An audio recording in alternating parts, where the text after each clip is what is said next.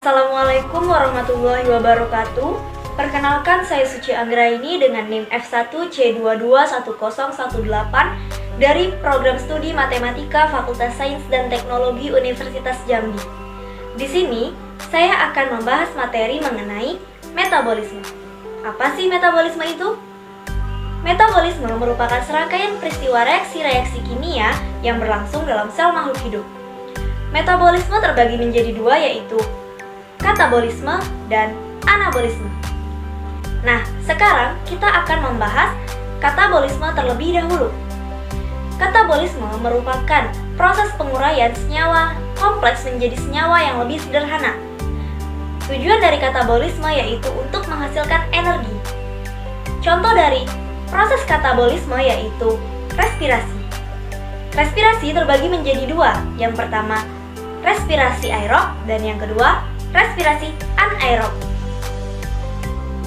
Respirasi aerob merupakan proses pembentukan energi yang memerlukan oksigen. Respirasi aerob terdiri atas 4 tahapan, yaitu glikolisis, dekarboksilasi oksidatif, siklus Krebs, dan transfer elektron. Nah, sekarang kita akan membahas tahap yang pertama, yaitu glikolisis. Pada tahap ini terjadi pemecahan glukosa menjadi asam pirufat. Tahap glikolisis ini berlangsung di sitoplasma dalam dua jenis reaksi, yaitu reaksi endergonik atau reaksi yang membutuhkan ATP, dan juga yang kedua, reaksi eksergonik atau reaksi yang menghasilkan ATP. Pada proses ini dihasilkan 2 NADH, 2 asam pirufat, dan 2 ATP. Nah, kita masuk ke tahap yang kedua, yaitu dekarboksilasi oksidatif. Dekarboksilasi oksidatif berlangsung di matriks mitokondria. Pada tahap ini, 2 asam pirufat yang dihasilkan dari proses glikolisis akan diubah menjadi 2 NADH, 2 asetil-CoA, dan 2 CO2. Tahap yang ketiga yaitu siklus Krebs. Siklus Krebs biasa juga disebut daur asam sitrat. Hal ini dikarenakan pada siklus Krebs, senyawa yang dihasilkan berupa senyawa awal asam sitrat. Siklus Krebs ini berlangsung di matriks mitokondria. Hasil dari siklus Krebs adalah senyawa yang berfungsi sebagai penyedia kerangka karbon untuk sintetis senyawa lain, yaitu 3 NADH, 1 FADH2, dan 1 ATP untuk setiap 1 asam pirufat. Karena input substrat sebelumnya adalah 2 asetil-CoA untuk setiap 1 molekul glukosa, maka senyawa yang dihasilkan siklus Krebs pada respirasi ini adalah 6 NADH, 2 FADH2, dan 2 ATP. Nah, tetapi ada satu lagi senyawa yang dihasilkan, yaitu CO2, yang berasal dari proses pembentukan NAD+ menjadi NADH, yang dimana setiap pembentukan itu menghasilkan 2 CO2. Karena terdapat 2 asetil-CoA, maka CO2 yang dihasilkan sebanyak 4. Jadi, dapat kita simpulkan bahwa pada siklus Krebs dihasilkan senyawa-senyawa sebagai berikut, yaitu 6 NADH, 2 FADH2, 2 ATP, dan 4 CO2. Tahap yang terakhir yaitu transfer elektron. Transfer elektron berlangsung di membran dalam atau krista mitokondria. Pada proses ini akan dilakukan perubahan NADH dan FADH2 menjadi energi dalam bentuk ATP agar bisa digunakan oleh tubuh. Ingat, 1 NADH itu sama dengan 3 ATP. Sedangkan untuk 1 FADH2 itu sama dengan 2 ATP. Lalu, berapa jumlah ATP yang dihasilkan? Yuk kita hitung jumlahnya. Nah, dari proses glikolisis kita dapatkan 2 NADH. Dari proses dekarboksilasi oksidatif kita dapatkan juga 2 NADH. Sedangkan pada proses siklus Krebs kita dapatkan 6 NADH. Jadi, jumlahnya adalah 10 NADH. Dikarenakan 1 NADH sama dengan 3 ATP, maka 10 NADH sama dengan 30 ATP. Sedangkan untuk 2 FADH2 yang kita hasilkan dari siklus Krebs itu akan sama dengan 4 ATP. Jika kita jumlahkan dengan ATP yang dihasilkan dari glikolisis dan siklus Krebs, maka jumlah total dari seluruh ATP adalah sebanyak 38 ATP. Nah, tetapi pada proses glikolisis terjadi proses perpindahan dari sitoplasma menuju ke proses selanjutnya, yaitu transport elektron di mitokondria. Proses perpindahan ini membutuhkan energi sebanyak 2 ATP. Jadi, total energi bersih yang dihasilkan yaitu 36 ATP. Nah, selanjutnya kita akan membahas mengenai respirasi anaerob. Respirasi anaerob merupakan proses pembentukan energi yang tidak memerlukan oksigen. Respirasi anaerob terjadi di bagian sitoplasma dan tujuannya adalah untuk menguraikan senyawa organik.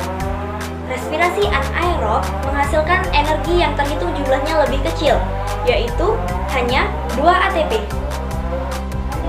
Respirasi anaerob contohnya adalah fermentasi asam laktat dan fermentasi alkoholik. Nah, jika tadi kita sudah membahas mengenai katabolisme, maka selanjutnya kita akan membahas mengenai anabolisme. Anabolisme merupakan proses pembentukan senyawa yang lebih kompleks dari senyawa yang sederhana. Biasanya proses ini membutuhkan bantuan energi. Contoh dari anabolisme yaitu fotosintesis dan kemosintesis. Fotosintesis merupakan proses pembentukan senyawa kompleks atau organik dari senyawa sederhana atau anorganik dengan menggunakan energi cahaya. Proses fotosintesis terjadi di kloroplas, terdiri dari bagian-bagian yang disebut grana yang merupakan tumpukan tilakoid dan juga cairan yang disebut sebagai stroma. Hasil dari fotosintesis ini berupa glukosa yang disimpan dalam bentuk amilum serta oksigen yang akan dilepaskan ke udara. Proses fotosintesis memerlukan karbon dioksida yang diambil melalui udara melalui stomata, serta H2O yang diambil dari tanah melalui akar lalu disalurkan ke daun oleh silem. Persamaan reaksi fotosintesis dapat dituliskan sebagai berikut. Ada 2 tahapan utama dalam proses fotosintesis, yaitu reaksi terang dan reaksi gelap. Kita akan membahas reaksi terang terlebih dahulu. Reaksi terang terjadi pada grana atau lebih tepatnya pada membran tilakoid. Pada reaksi terang dihasilkan senyawa yang akan berguna untuk reaksi gelap yaitu ATP dan NADH. Serta hasil samping berupa oksigen yang akan dikeluarkan oleh stomata menuju lingkungan. Dalam reaksi terang, kloroplas yang ada pada daun akan menangkap energi cahaya. Ingat, cahaya merupakan unsur terpenting dalam fotosintesis. Jika tidak ada cahaya, maka reaksi terang tidak akan pernah terjadi.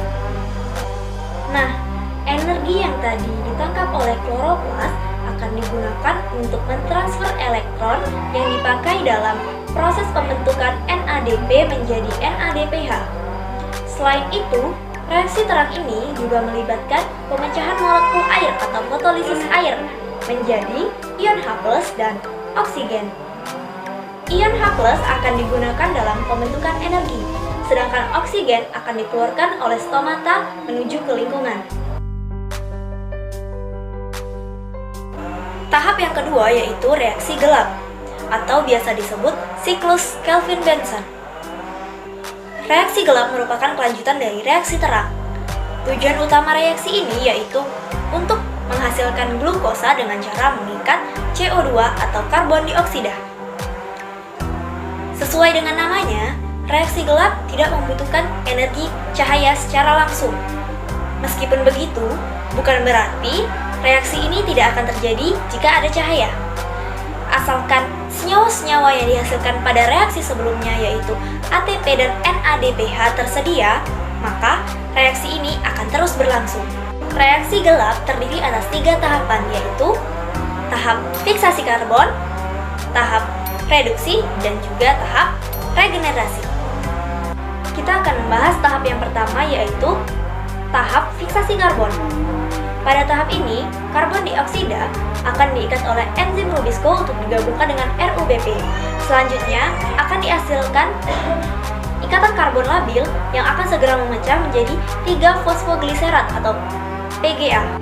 Tahap yang kedua yaitu tahap reduksi. Pada tahap ini, PGA akan direduksi oleh ATP yang dihasilkan dari reaksi terang menjadi 1,3-bisfosfogliserat atau PGAL. Selanjutnya, PGAL akan direduksi kembali oleh NADPH yang juga dihasilkan dari reaksi terang menjadi gliseraldehid 3-fosfat atau G3P.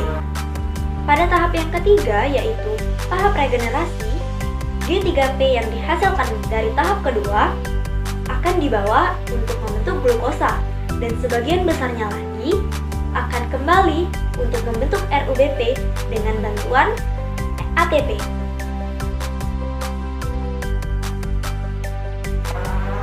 Nah, jika tadi kita sudah membahas tentang fotosintesis, yuk kita bahas kemosintesis.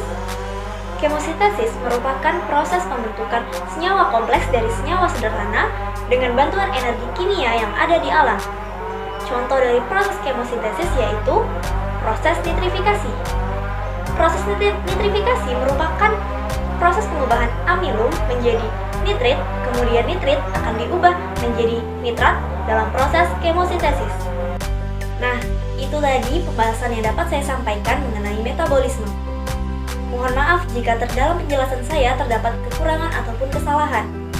Terima kasih, saya akhiri. Wassalamualaikum warahmatullahi wabarakatuh.